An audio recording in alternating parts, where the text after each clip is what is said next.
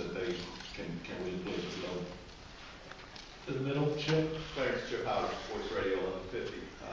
Not knowing what's going to happen with Johnny, is there any more urgency to get your backup quarterbacks ready than there would be normally?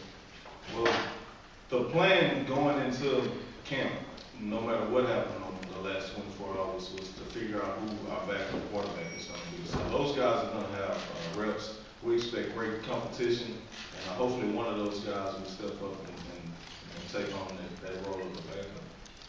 And would you discuss the offensive line a little bit, solidifying all those positions? Do you feel pretty solid going in? Do you have a good idea of who's going to be where?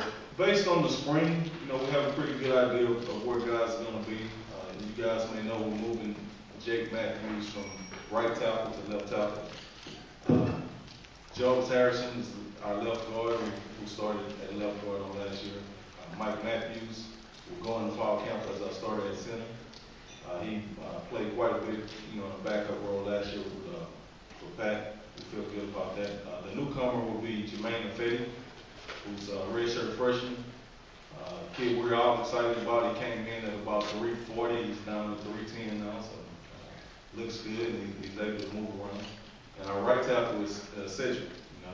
He's a tackle, but due to the tackles we had on last year with Jake and Luke, we had to get set on the field, and we played him inside, but he's a natural tackle. Down front here, Billy, and then we'll go to the middle. Clarence, Billy Lucci, TexAgs.com. Any injuries to report coming into fall camp, or is the offense pretty healthy? Nothing major. With summer training, guys get bumps and bruises. Just got a phone call earlier about a possible spider bite. So nothing that we're concerned with. To the back, KO. Coach Kevin O'Connor, WTAW. With the nature of the offense that you run, when is a drop dead that you absolutely have to have your quarterback in place to make the offense work like you want it to? We'd like to have that guy in place now. We think Johnny's our quarterback. He's been our quarterback. And until I'm told differently by Coach Sumner, we're going to proceed as if Johnny's our quarterback. To the back. Coach, you've been with Coach Sullivan for quite some time. What is it about him that handles situations, whether it's a hurricane, the loss of a player, or quarterback issues? What is it about Coach Sullivan that he does that gets his team behind him? Well, Coach Sumner never panics. He never makes a decision, a big decision quickly. He always thinks out the situation. Like you said, we've had some issues in the past with hurricanes, and we have a player who passed away recently. He's our leader, and we just follow his lead. He makes the right decision when he feels like it's best for the team.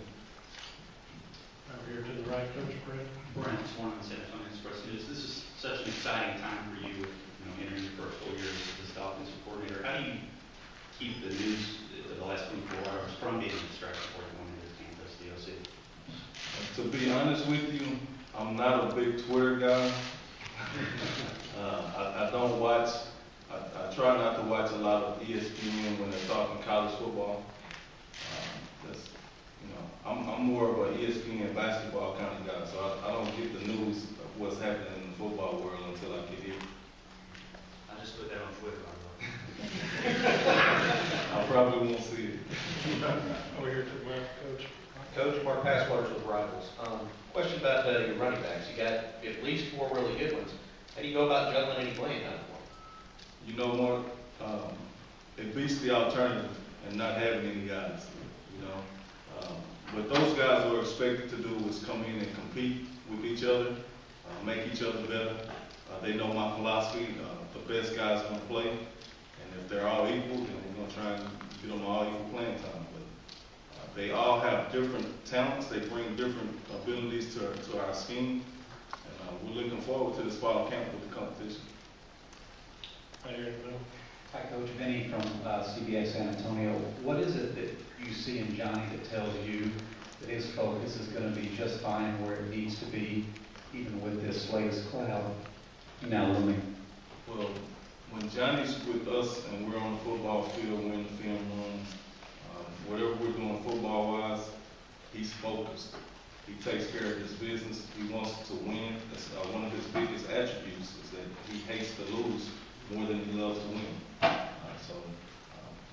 he hadn't shown us anything different. To the middle, Cease. Robert Sesson, Running College Station Eagle. Coach, when your backup quarterback's broke for the summer, what did you tell each of them they need to improve?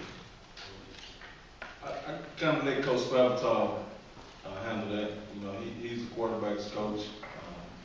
He's the guy who meets with those guys all the time, so we let him give each guy their report on what they need to improve on. Over here to the left, Taylor. Coach, have you seen, or you or your staff seen any effects on recruiting with all the news with Johnny? I mean, a lot of the guys that you're recruiting right now, you're selling coming to play with them.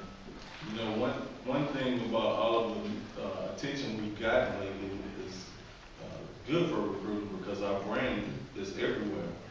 And guys see that, they want to be on TV, we're all over the place. So everywhere you look, there's Texas A&M football. Right here to the right, David. Time for a couple more, and we got some players ready. You talked about the offensive line, well, that's the starters, but you know, especially at the tackle position, you've had Joe Full Matthews and Cedric and those guys. You don't hear much about the next line of guys, the depth. How would you assess the depth of tackle right now? And what do you need to answer in the ball? Well, we brought in a guy from JUCO, Jeremiah Stuckey. We had some guys here, Joe Cheek, and a couple of freshmen that we have. All of those guys are expected to compete. You know, you're one injury away from throwing one of those guys in there, so they're expected to compete. The next best lineman is going in the game, no matter what position he is. So we'll make some adjustments if we need to, and we'll go from there. Time for one more for Coach before we get the players. Unless you're good. All right, Coach McKinney, thank you.